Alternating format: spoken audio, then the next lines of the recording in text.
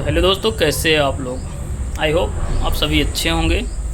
आज से हम लोग स्टार्ट करते हैं हिस्ट्री का रिवीजन, क्योंकि आपको पता होगा एनटीपीसी की डेट आ चुकी है। एनटीपीसी की एग्ज़ाम डेट 5 जून से लेकर 23 जून में कराए जाएंगे। तो क्यों ना हम लोग हिस्ट्री का रिवीजन शॉर्ट में करते हैं। तो अगर हम बात करें मुग़ल काल की बात करें तो मुग़ल काल का संस्थापक जो है वो बाबर को माना जाता है। बाबर से ले के अगर कहें बाबर से ले के बहादुर शाह प्रथम तक के सभी राजाओं को उन्नत काल कहा जाता है। उन्नत काल के शासक कहें तो जैसे बाबर हो गया, इसके बाद आया हुमायूं, उसका पुत्र आया अकबर, अकबर का पुत्र आया फिर जहांगीर, जहांगीर का पुत्र आया शाहजहां, फिर औरंगजेब, औरंगजेब के बाद आया था बहादुर शाह प्रथम। यहाँ तक के शासकों को उन्नत काल का शासक कहा जाता है, क्योंकि ये अपने आप में काफ़ी मजबूत शासक रहे हैं। इसके बाद जो शासक स्टार्ट हुए थे वो अपने आप में काफ़ी वीक थे, काफ़ी कमज़ोर थे, धन दौलत वगैरह हर चीज़ से। इसलिए उनके शासनकाल को औन्नत काल का शासक कहा जाता है। जैसे कहें कि बहादुर शाह प्रथम की बात करें तो इसे शाह बेखबर कहा जाता है। इसका असली नाम था मुअज्जम। इसके बाद आया था अगला शासक जहांदार शाह, जिसे लंपट मूर्ख कहा गया। जहांदार शाह को लंपट मूर्ख कहा गया। इसके बाद आया था शासक फर्रुखसियर, जिसे कहा गया घृणित कायर, क्योंकि ये सैयद बंधुओं की सहायता से दूसरों की हत्या करवा देता था, इसलिए इसे घृणित कायर कहा गया। सैयद बंधु जो थे उन्हें कहा जाता है नफित राजा, मतलब राजा का निर्माण करता। इसके बाद आया था मोहम्मद शाह को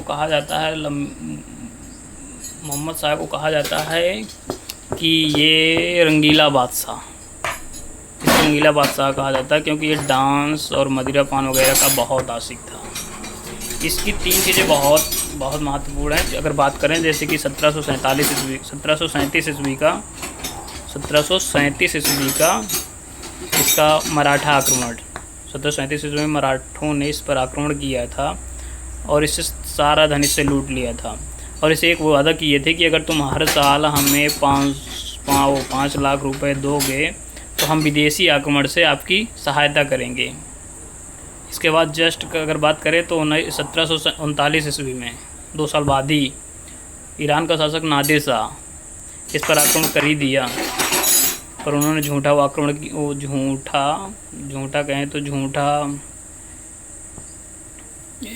प्रॉमिस किए थे, तो मराठों ने इनका साथ नहीं दिया। इसकी वजह से नादिर शाह आया और यहाँ का सारा धन लूट के चला गया।